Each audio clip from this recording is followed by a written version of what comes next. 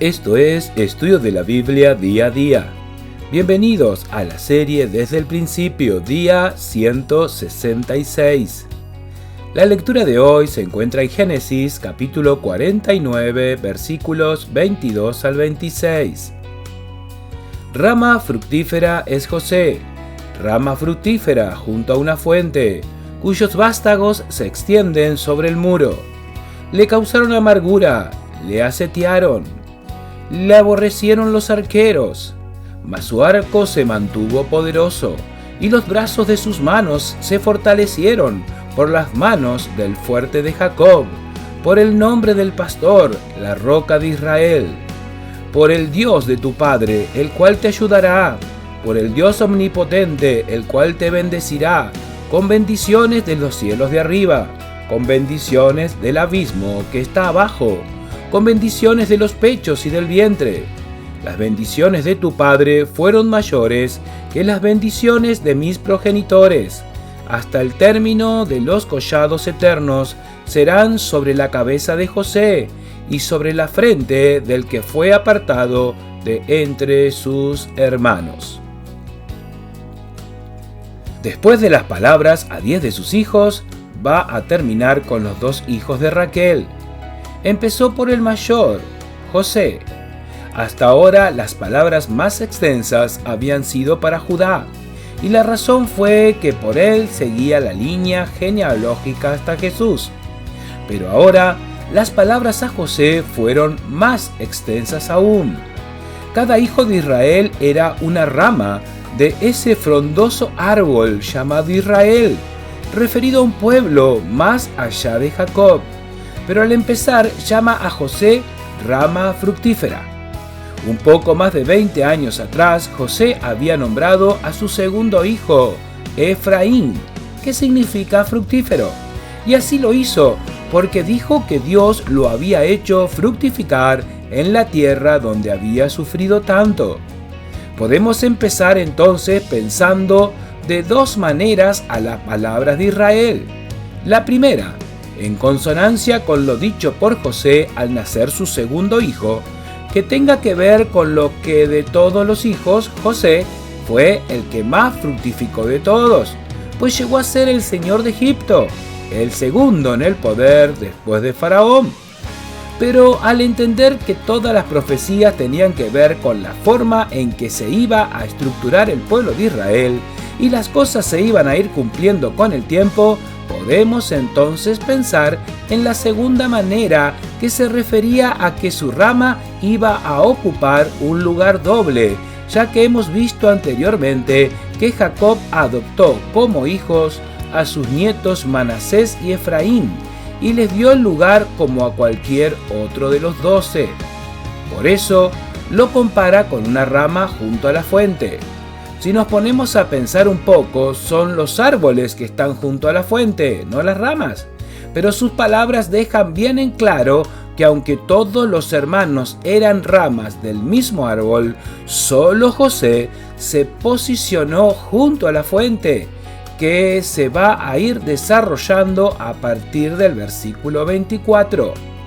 José fue el que eligió pararse junto a Dios, aunque eso le costaría muchos años de prueba y marginalidad. Sus vástagos, sus brotes, sus hijos, se extenderán sobre el muro, es decir, que crecerán hasta pasar el límite de los límites. Es interesante ver que de la tribu de Efraín serían Josué, Débora y Samuel, y de Manasés serían Gedeón y Jefté. Luego, en el versículo 23, habla de lo que ha tenido que soportar. Podemos ver que en forma poética habla de todo lo que soportó en su infancia y adolescencia, y luego al ser vendido, la amargura que soportó, las saetas que resistió. Las saetas son flechas encendidas a fuego que no solo buscan herir, sino también destruir. Y los arqueros, sus propios hermanos, lo aborrecieron. Muchos pasajes en la Biblia comparan a los hijos con las flechas o saetas.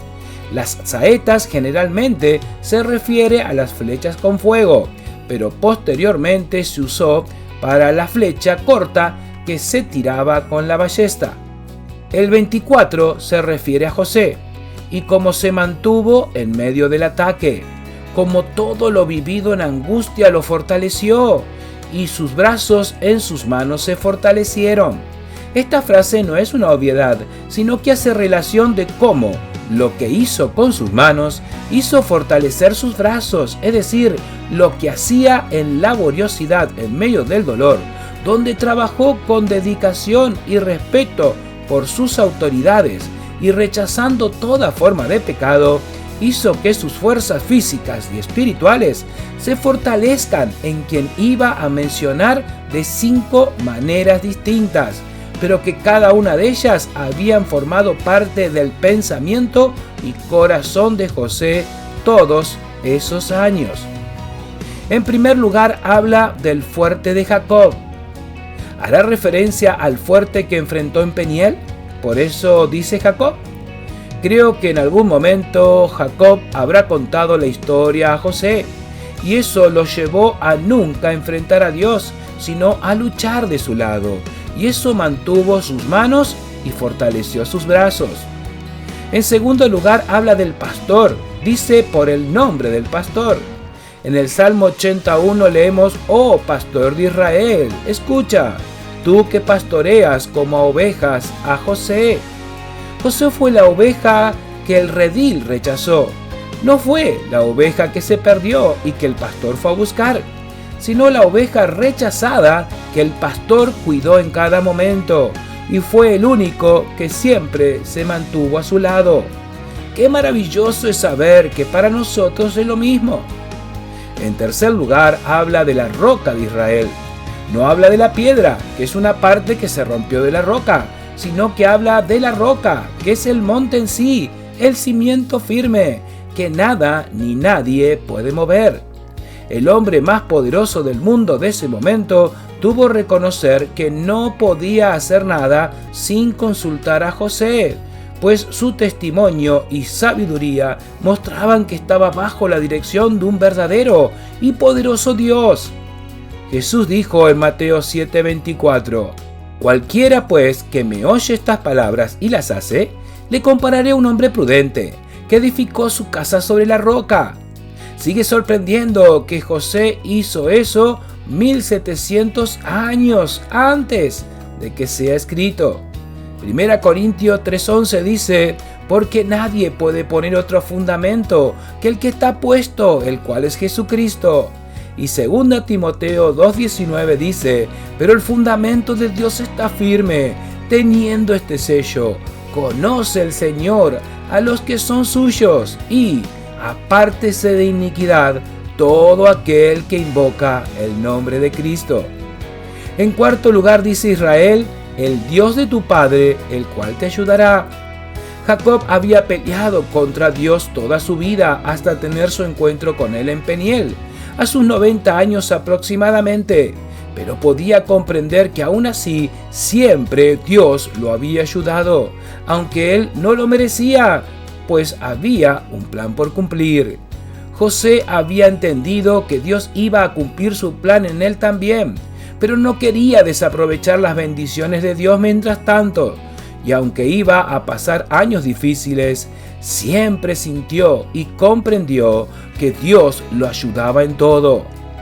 Y en quinto lugar dice: «El Dios omnipotente, el cual te bendecirá».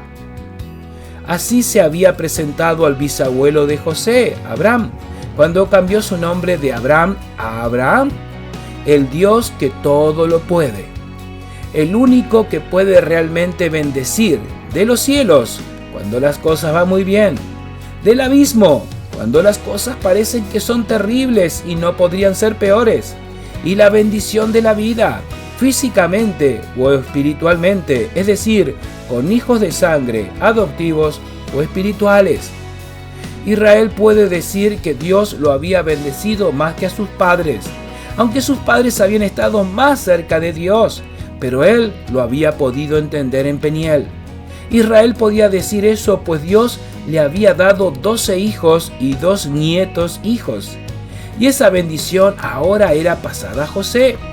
Eso fundamenta lo visto anteriormente sobre que Rubén perdió la bendición por su pecado y se la fue dada a José. Pero aún así, dice Israel, las bendiciones serán sobre la cabeza de José, pero también sobre la frente del que fue apartada de entre sus hermanos.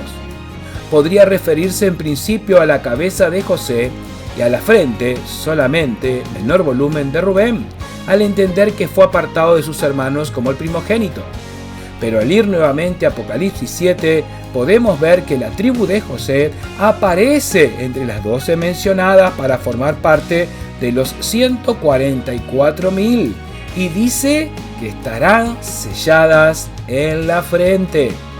Ahí la tribu de José ocupa nuevamente un lugar destacado.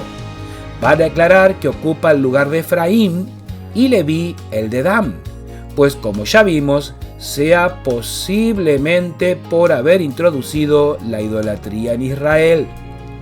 La profecía de José tiene mucho contenido de pasado y presente, que se proyecta hacia el futuro, y cada uno de los que hemos experimentado poner nuestra vida en la roca que es Cristo, nos podemos identificar mucho con las palabras a José, y especialmente con la descripción del Dios de José. No un Dios de materiales creados, sino el verdadero y omnipotente Dios. Para pensar en el día de hoy, ¿cómo ve a Dios en su vida? Repase cada una de las 5 descripciones de Dios y describa cómo lo experimenta en su vida. Oremos. Querido Padre Dios, gracias por ser el Dios tan maravilloso que eres y has querido venir a salvarnos. Hoy deseamos ser siervos fieles como José y que tus palabras siempre puedan ser de reconocimiento a vidas fieles. Gracias por todas tus bendiciones para nosotros y para nuestras familias humanas y espirituales. Ayúdanos a ser de bendición para todos y que nuestros vástagos pasen cualquier muro que se presente. En el nombre del Señor Jesús. Amén. Gracias por llegar hasta aquí escuchando el audio completo. Te invito a poder leer cada estudio de cada día del libro de Génesis en nuestro sitio web estudiodelaBiblia.com. Allí no solo encontrará cada estudio para leer, sino también el acceso a YouTube y Spotify para poder escuchar el audio de cada estudio, todo totalmente gratuito. Y además ofrecemos un cuadernillo de más de 170 páginas donde usted podrá trabajar un poco más cada día de estudio. Puede consultar para adquirirlo en el canal de WhatsApp Estudio de la Biblia Día a Día. Le pido que pueda apoyar este servicio de estudio orando y compartiéndolos con otros. Muchas gracias y que Dios bendiga su vida grandemente.